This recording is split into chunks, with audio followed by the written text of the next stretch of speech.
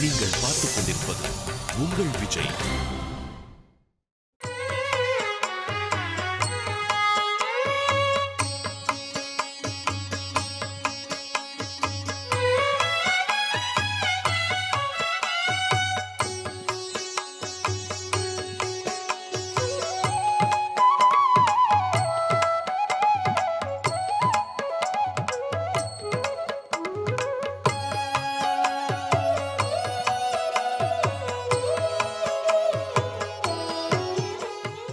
அப்யஹம் ஜீவிதம் ஜஹ்யாம் துவாம்பா சீதே சலக்ஷ்மணாம் நகி பிரதிஜாம் சம்ஸ்ருத்திய பிராமணேபியோ விசேஷதா என்பது ராமன் சீதையினிடத்தில் சொன்ன வாக்கு.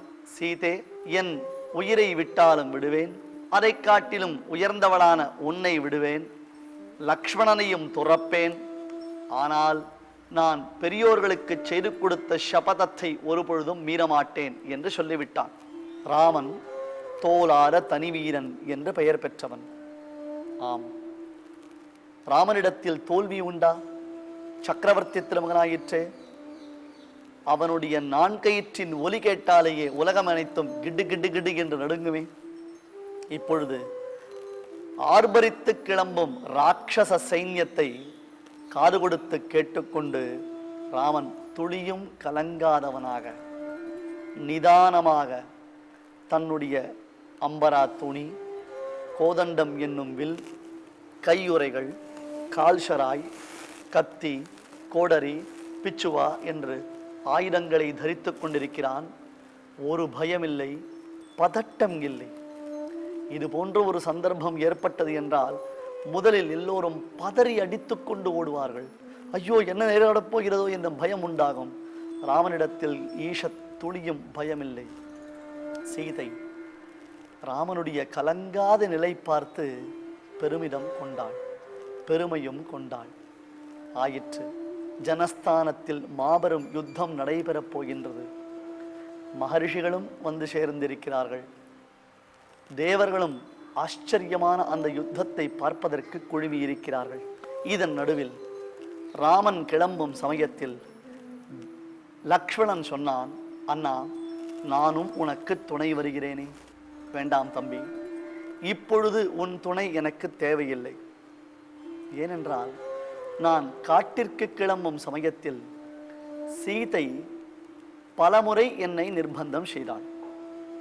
நான் காட்டில் உண்டாகும் கஷ்டங்களை எல்லாம் அவளிடத்தில் சொன்ன பொழுது என் ஆண்மைக்கு பரிசோதனையாக ஒரு வார்த்தை சீதையினாலே சொல்லப்பட்டது. என்ன சுவாமி, எங்கள் ஜனக மகாராஜர் குலத்தில் ஆண் வேடம் தரித்த ஒரு பெண் பிள்ளைக்கு என்னை திருமணம் செய்து வைத்தார்களா என்ன? நீங்கள் சொல்லுவதை பார்த்தால் பயந்த பிள்ளையாக தெரிகிறீர்களே ஒழிந்து ஆண் பிள்ளையாக தெரியவில்லையே. இவ்வளவுதானா தங்களுக்கு வீரம் என்று சீதை சொல்லிவிட்டாள். அதுவரையிலும் சீதையை காட்டுக்கு அழைத்துச் செல்லக்கூடாது என்று தீர்மானித்திருந்த ராமன் அவள் சொன்ன இந்த ஒரு வார்த்தையினாலே வீறு கொண்டவனாக சரி என்று பதில் பேசாமல் காட்டிற்கு அழைத்து வந்து விட்டான். தற்பொழுது ராமனுடைய மாவீரத்தன்மையை நிரூபிப்பதற்கு இதைவிடச் சிறந்த தருணம் உண்டாகுமா? ஒருவேளை இலக்குவனை உடனழைத்துச் சென்று போர் புரிந்து அந்த போரில் வெற்றி கொண்டால் கூட நாளை சீதை என்ன சொல்லுவாள் தெரியுமா? தாங்கள் மட்டுமா தனியாக ஜெயித்தீர்கள்? இளவல் லக்ஷ்மணன் உடன் வந்தான், ஆகையால் ஜெயித்தீர்கள், இதில் சரிபாதி பங்கு அவருக்கும் உண்டாயிற்றே என்று சொல்லிவிடுவாளாம். தம்பி லக்ஷ்மணா, நீ உடன் வர தேவையில்லை. பயங்கரமான ஆயுதங்களை பிரயோகிக்கப் போகின்றேன். அஸ்திரங்கள் சஸ்திரங்கள் என்று இந்த அஸ்திரங்கள் மந்திரங்களினாலே பிரயோகிக்கத்தக்கவை. அவைகள் எதிர் விளைவுகளை உண்டாக்கும். ஆகையால் பாதுகாப்பான இடத்திற்கு சீதையை அழைத்துச் சென்று நீ அவளை ரட்சித்துக் கொண்டிரு. நான் யுத்தம் முடிந்து மறுபடியும் திரும்பி வருகிறேன் என்று ராமன் சொல்லிவிட்டான். இது ஒரு காரணம். இது வால்மீகி ராமாயணத்தில் நாம் பார்க்கக்கூடிய காரணம். ஆனால் பெரிய குழப்பலூர் என்னும் க்ஷேத்திர விசேஷத்தில் கரதூஷண வரத்தை பெருமாள் செய்து சதுர்புஜராமனாக சேவை சாதிக்கிறார் என்பதாக இங்குள்ள பெரியோர்கள் கூறுகிறார்கள். அதற்கு ஆதாரமாக இந்த பெரிய குழப்பலூருக்கு அருகிலேயே தச்சூர் என்ற ஒரு நகரம் அமைந்திருக்கிறது. அந்த தச்சூரில் உள்ளதான பூமி செம்மண் பூமியாக, செக்கச்சிவந்த பூமியாக காட்சி அளிக்கிறதாம். ஏனென்றால் கரதூஷணாதிகளுடைய ரத்தங்கள் சிதறி இருந்ததினாலே அந்த மண் சிவந்து விட்டது என்று பெரியோர்கள் காரணம் சொல்லுகிறார்கள். அடியேன் ஏற்கனவே தெரிவித்தபடி கல்பபேதங்களில் ராமாயணங்கள் உண்டு, மன்வந்திர பேதங்களில் ராமாயணங்கள் உண்டு. ஒவ்வொரு ராமாயணத்தில் ஒவ்வொரு விசேஷங்கள் காண்பிக்கப்படுகின்றன. அவ்வகையில் ஏதோ ஒரு யுகத்தில், ஏதோ ஒரு கல்பத்தில், ஏதோ ஒரு மன்வந்திரத்தில் இந்த இடத்தில் ராமாயணம் நடந்திருக்கலாம். அதற்கு காரணம் இல்லாமல் இல்லை. சரி, சுவாமி ராமாயணத்தை ஒப்புக்கொள்வதாக இருந்தால் கூட பெருமாள் சதுர்புஜமாக சேவை சாதிக்கிறாரே. ராமாயணத்தில் நாம் பெருமாளை, அதாவது ராமனை ஒரே ஒரு இடத்தில் மட்டும்தான் சதுர்புஜராமனாக சேவிக்க முடியும். எங்கே? இலங்கையில் யுத்தம் முடிந்து, சண்டை முடிந்து, ராவணனை கொன்று ராவண் சம்ஹாரம் பிறகு மண்டோதரி ராமனை சேவிக்கும் பொழுது மண்டோதரிக்கு பெருமாள் சதுர்புஜ ராமனாக சேவை சாதிக்கிறார் என்பதாக வால்மீகி ராமாயணத்திற்கு நம்முடைய பெரியோர்கள் உரை எழுதும் பொழுது குறிப்பிடுகிறார்கள். வியக்தமேஷ மகாயோகி பரமாத்மா சனாதனஹா என்று அங்கே மண்டோதரி செய்யும் மங்களாசாசன ஸ்லோகம். வேறு எந்த இடத்திலும் ராமன் 4 திருக்கைகளுடன் சேவை சாதித்ததாக தெரியவில்லை. இந்த இடத்தில், அதாவது கரதூஷண பெருமாள் என்று சொல்லுகிறோமே, இந்த இடத்தில் பெருமாள் மூலவர் நின்ற திருக்கோலத்தில் பிரயோக சக்கரம், சக்கரத்தை பிரயோகிக்கும் திருக்கோலத்தில் பெருமாள், இடதுபுறத்தில் சங்கு, அடுத்த ஒரு கையினாலே அபயஹஸ்தம். இந்த அபயஹஸ்தத்தை செய்வீங்கள், வெகு அழகாக அப்படி திருக்கை திரும்பி இருக்கிறது, அபயஹஸ்தம். இன்னொரு கை கட்டிஹஸ்தம் என்பதாக பெருமாள் தன்னுடைய இடுப்பில் வைத்துக் கொண்டிருக்கிறார். அவருடைய திருவடிக்கு கீழாக ஒரு புறம் கரன் என்னும் அரக்கன், மற்றொரு புறத்தில் தூஷணன் என்னும் அரக்கன், 2 ராட்சசர்களையும் நாம் பார்க்கிறோம். இது எப்படி இங்கே சாத்தியமானது?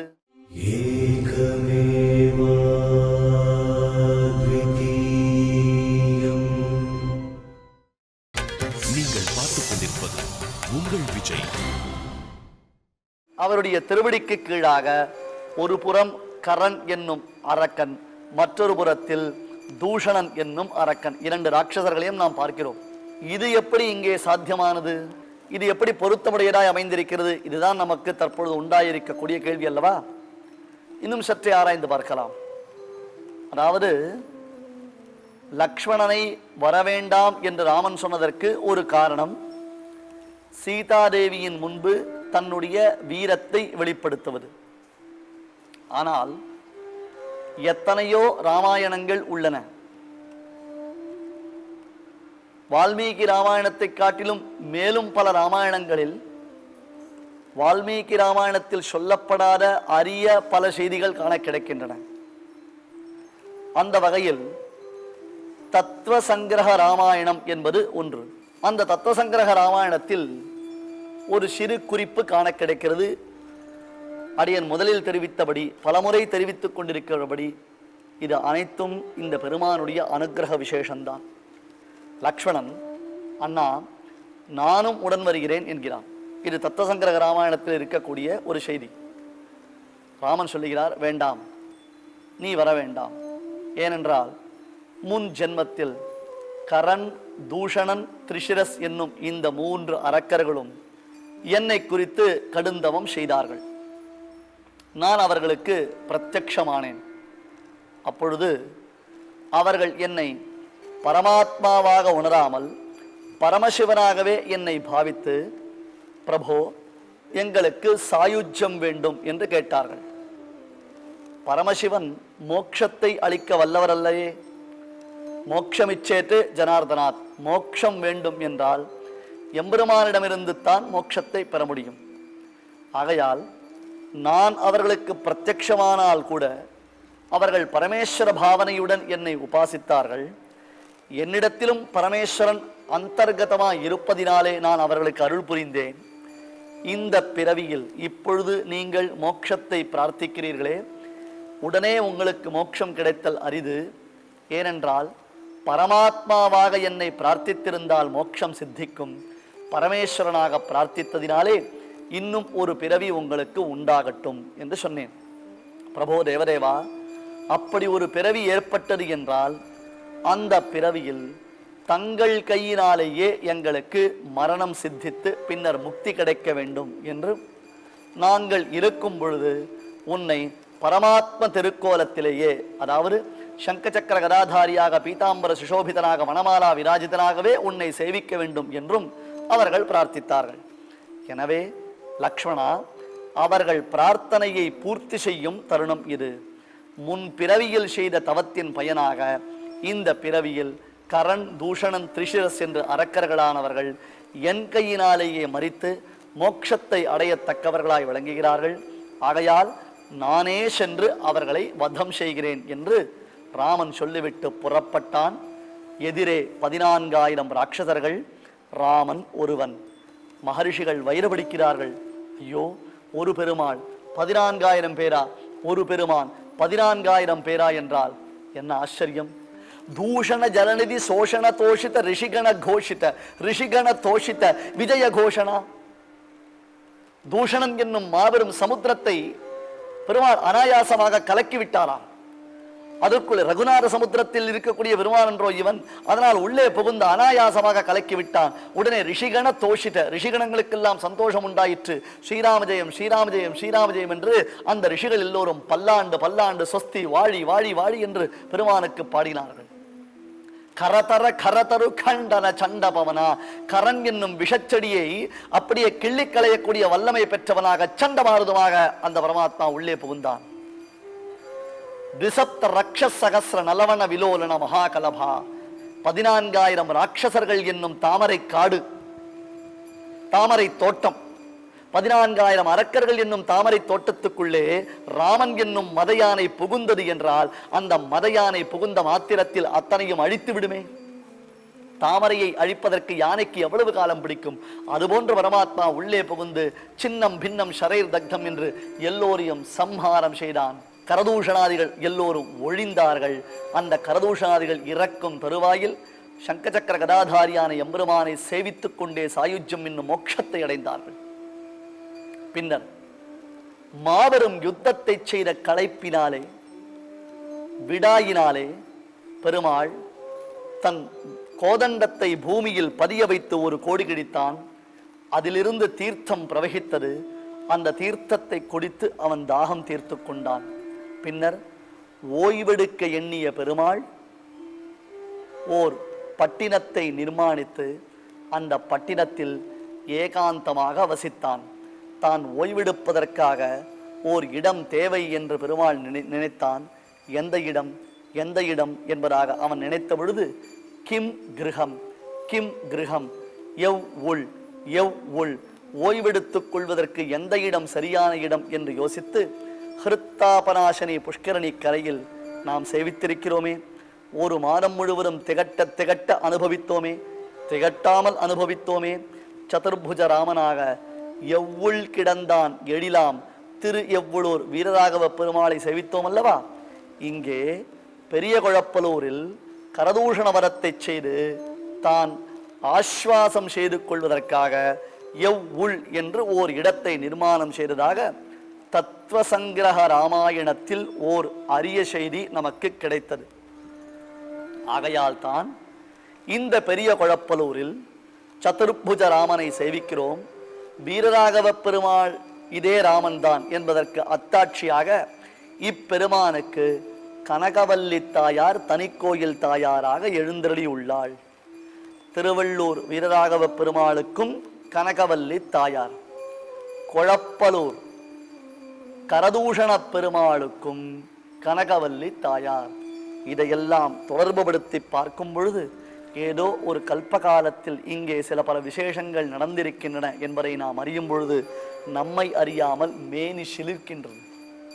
அவன் தன் பெருங்கருணை எண்ணி நாம் வியப்புறுகிறோம். 14,000 ராட்சசர்களை கொன்று மகரிஷிகளுக்கு அனுகிரகத்தை செய்த சபதத்தையும் பூர்த்தி செய்து சீதா பிராட்டியின் கேள்விக்கும் தன் செயலினால் பதில் அளித்து இந்த உலகத்தை வாழ்வித்த வள்ளலாம் ராமச்சந்திரமூர்த்திக்கு நாம் உபசாரங்கள் சமர்ப்பித்து அவர் விடாய் நீக்க வேண்டாமா? வெகு சீக்கிரத்தில் கரதூஷண பெருமாளுடைய சந்நிதியின் சம்புரோக்ஷண வைபவம் நடைபெற வேண்டும் என்று நீங்கள் எல்லோரும் உளமாற பிரார்த்தித்துக் கொள்ளுங்கள். உங்கள் பிரார்த்தனை ஒரு நாளும் வீண் போகாது. நாமும் கரதூஷண பெருமாளிடமிருந்து விடை கொள்கிறோம்.